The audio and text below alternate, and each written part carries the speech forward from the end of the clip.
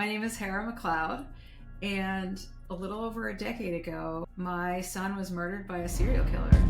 So I was 29 years old, and I had just returned from serving overseas with the US government, and I was feeling societal pressure of like, oh, you have to settle down and get into a serious relationship that leads to marriage and have babies. I do not know if I realized at the time that I was sort of trapped in societal pressure clutches, but I definitely was dating with intention, and I was like, okay, I'm gonna meet my husband, instead of just, casually dating and trying to find people that you vibe with or people that like would be good future partners. And unlike today where there's like an app for just about everything, back then, there was just a website, and you went to the website and you searched and, sent someone an email. He reached out to me because he didn't have pictures on his profile, and first rule that I broke of my own was that I responded to someone who did not have pictures. By the time we first met up, it was still really bad weather. Those first few months we just spent probably too much time together almost. And I didn't really question why he had so much time on his hands. He told me at the time he was an aspiring musician and that he had, some business side hustle. And I think I was also looking for somebody who had a different background than me. I was a little bit burnt out by dating people who were in the same profession. So it kind of felt like a little bit refreshing to meet somebody who was not in my social circle and also just different than me. We first started dating, and he was very good at mirroring back to me like what I wanted to hear. So I'd be like, oh, I'm looking for a serious relationship. Oh, I'm looking for a serious relationship. Or like, oh, this is what my hopes and dreams are. And I fell for him pretty hard.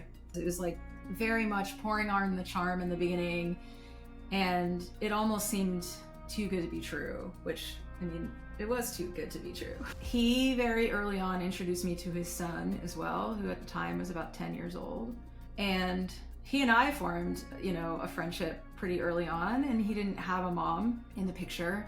I think, loving kids like I do, I bonded with him pretty quickly, which was another, not red flag, but, I typically tell people like, you want to make sure that you have a solid relationship with the person before you start introducing children, because I think having an attachment to someone's child can probably make you stay in a bad situation longer, which is exactly what happened in my situation.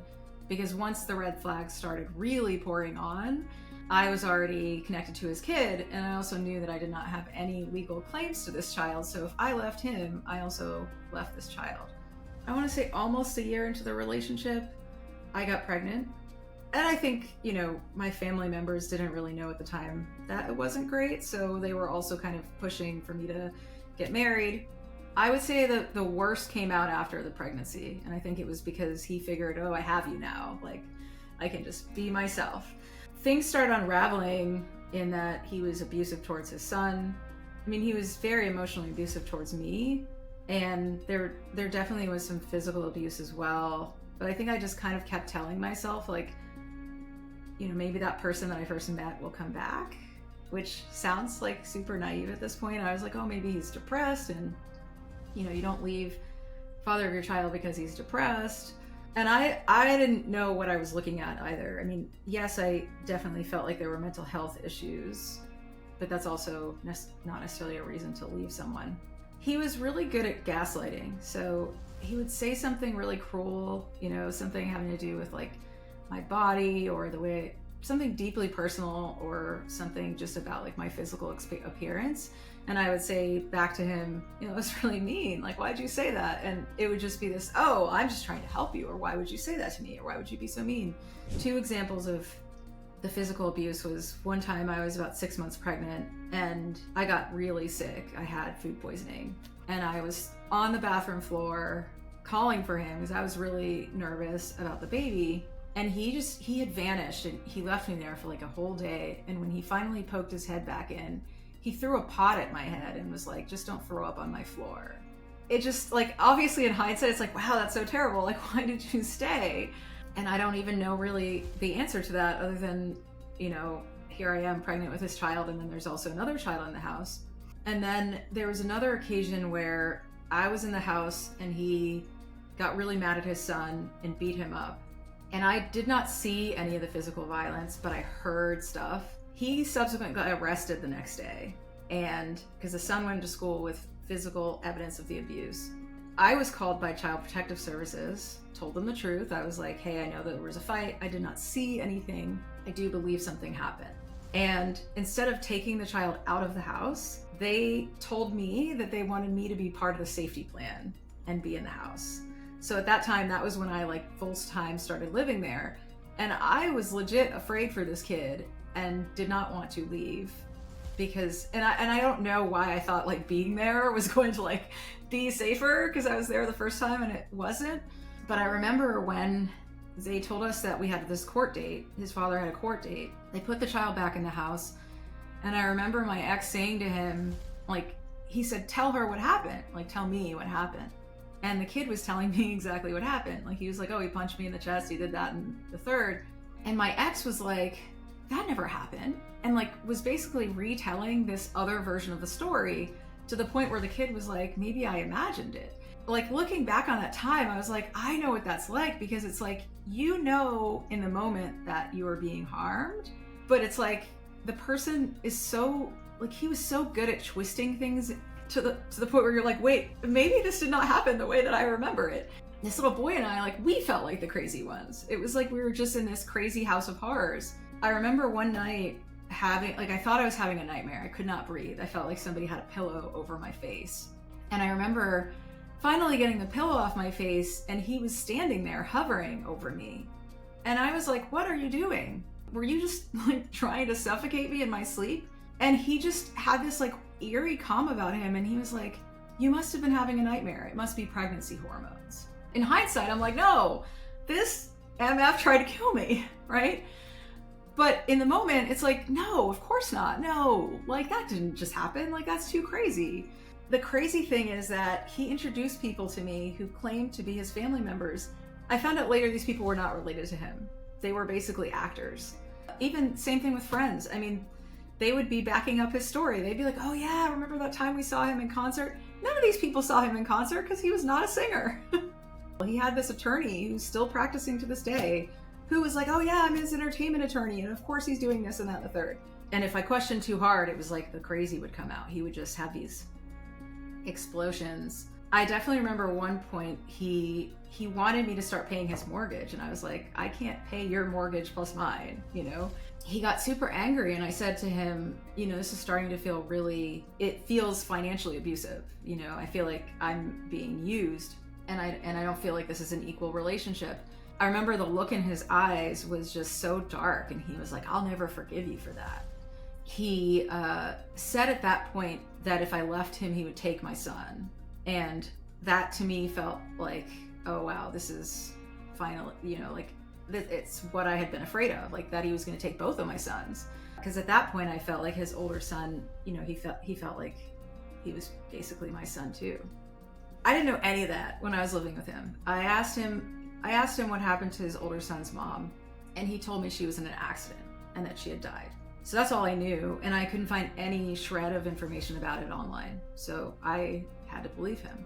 And so it wasn't until 2 weeks after my son was born, he kept insisting that he take my sister to some concert. And at that point, nobody in my family liked him. And I was trying to get them, you know, I was like, okay, it sounds like he's trying to make an attempt. So I was encouraging her to go. And when she came back from the concert, she revealed to my parents that he raped her.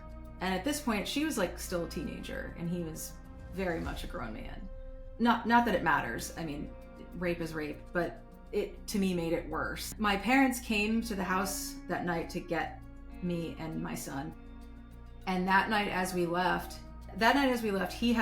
my ex had a gun that had essentially become like a permanent fixture in our relationship. Like every time he was angry, he would bring out the gun and he'd be like, oh, I have a right to use this. And so he brought out the gun and he was like, you're not leaving. He held me at gunpoint and was like, you're not going anywhere.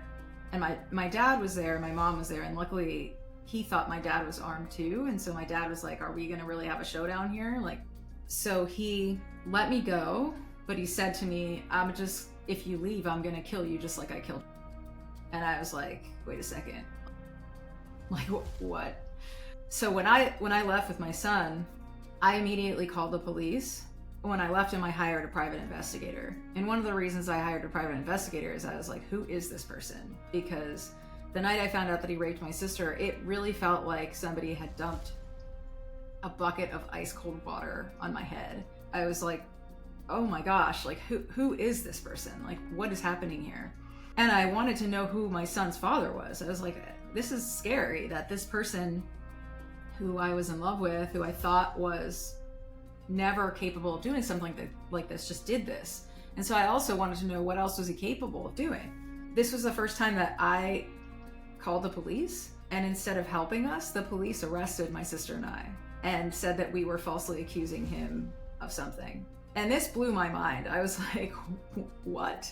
Like, how does this happen? You know, how does somebody who like literally has no footprint anywhere just get believed? And so when the private investigator came back, you know, he ran a check on his social security number. He asked neighbors and, you know, really started asking around, like, who is this person? And that's when I found out that that he had changed his name, that he had found he got some fake birth certificate. So even his age on his license was not real. Like, he was actually about a decade older than he told me he was.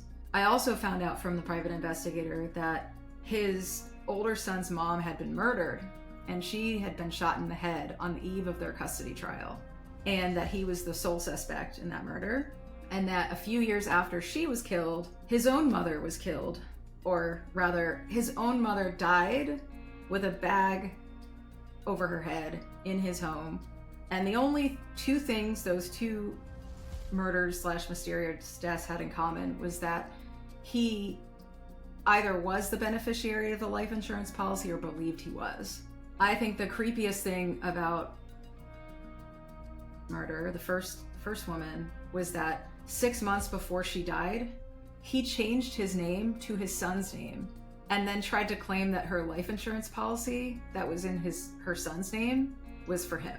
One of the craziest things to me was that all of this information existed and he was still walking free. I mean, at first when I heard the information, I obviously was like, oh, so I was legit sleeping next to a serial killer and had no idea. And so I reached out to some of the police officers involved in the cases. One of the police officers agreed to come testify in the custody case. And so I figured, like, oh, this will be great. Like, at least, you know, we can get all this stuff out. I figured because civil court has a different threshold than criminal court, I was like, all we have to prove in civil court to keep my son safe is that he probably did it and is likely to continue being dangerous, right? So I was too naive about the system. Turns out family court does not want to protect kids. It is completely ridiculous. And even though I had the mother of the woman who was killed, a former girlfriend, and a police officer who crossed state lines to testify that this man was dangerous, that was not enough. So my son was born in 2012. He was born 2 weeks before I left his father. He was amazing. I remember the night that I left, I was deeply sad that I could not bring both kids with me. And I had to make the choice. I was like, save one, the one that I am legally allowed to be with, or risk them both. When I left, like, my mission was, how do I keep my son safe? How do I keep this man from killing my son? Especially after learning what the private investigator said. That was terrifying because I didn't understand why he was still free. All I knew was I was like, I cannot send a child who is not even verbal and can't even tell me what's going on to be with this person. I believed the court would do something. And they kept telling me that they were investigating, and they were like, oh, we're working on it. It didn't make any sense why they hadn't ever made an arrest. When the judge lifted the supervised visits, and my son killed on the 4th visit, and I remember being so angry because it wasn't random. It wasn't like I hadn't been telling people. I felt like I was screaming at the top of my lungs for 15 straight months. This man is dangerous. This man is dangerous. And so it was horrible. I mean, it was my worst nightmare, and the system just completely failed, like completely. Every part failed. The criminal system, the civil system, every part of it. And I remember the judge in our case said, he told me that my son would need to come back to me with cigarette burns on his back or something like that in order for him to be considered a child in need of action. And so after my son died, I wrote to him and I said, my son came back to me in a body bag. What do we do now? I wish he had cigarette burns. Like, I wish he had something that could have been survivable.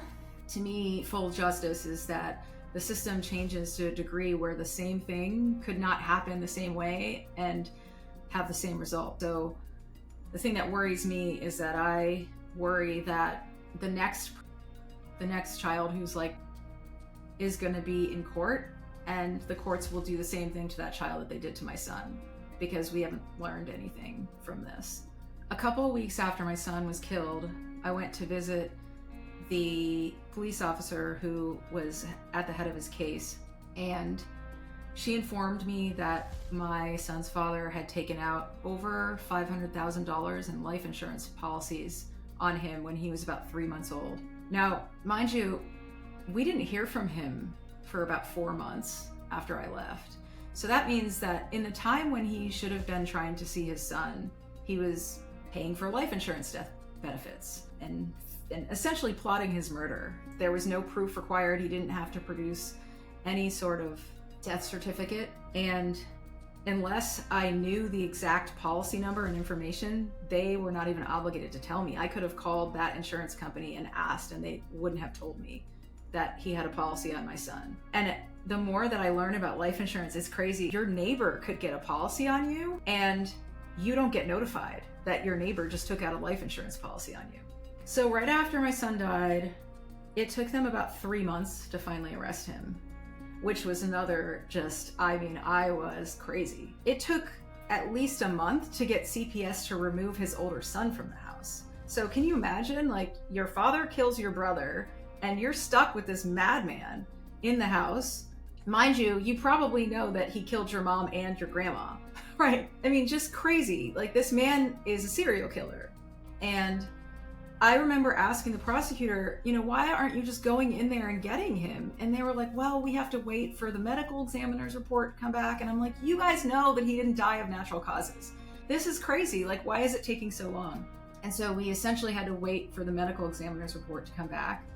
She ruled that he had been drowned, and it took 3 months for the report to come back. So they finally arrested him. It took about 5 years to finally get a conviction. And so he requested expensive private attorneys, to which the state complied and allowed him to do it. And so Virginia taxpayers were paying millions of dollars to defend this man for 5 years. And it was just a constant churn. Like, we're not ready yet. We need more time. We need more information.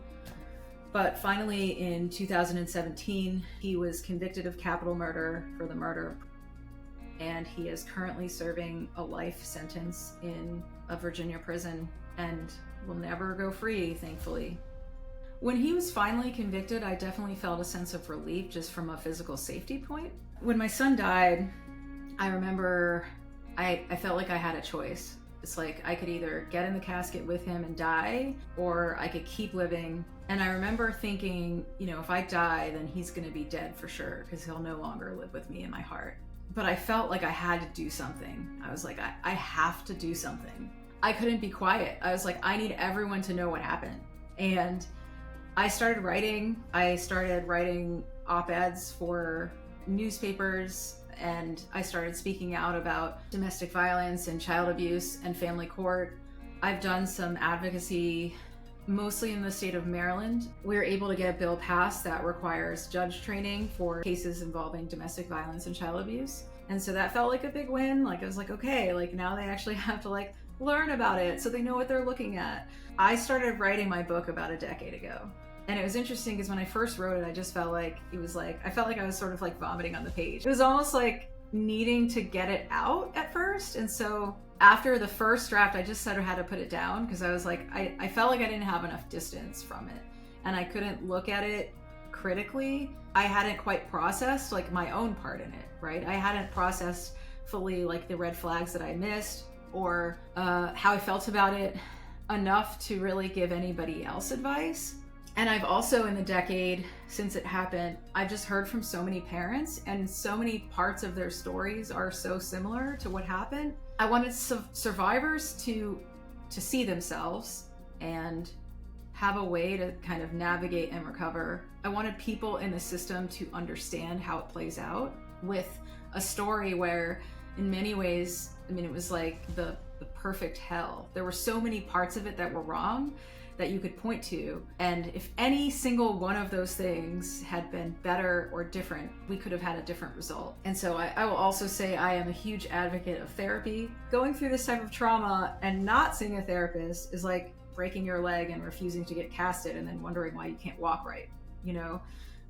Another thing that I did was I made the choice to be a mom again, and I chose to be a single mom by choice because I never wanted to be in family court again. So I found a donor, and I have 2 amazing little kids who make me so happy. And I don't think that it's possible to have any child replace another child, but their joy is just a testament that, you know, his spirit lives on. I feel lucky that I've been able to touch other people, and really just, you know, one of my main motivations in the book is I'm like, I want people to know what happened, and I want the story to spur change, and I want to be the change that I want from the world. I finally published the book when I finally felt like I had enough perspective, and I had also achieved a place in my life where I could look back on it with introspection and authenticity.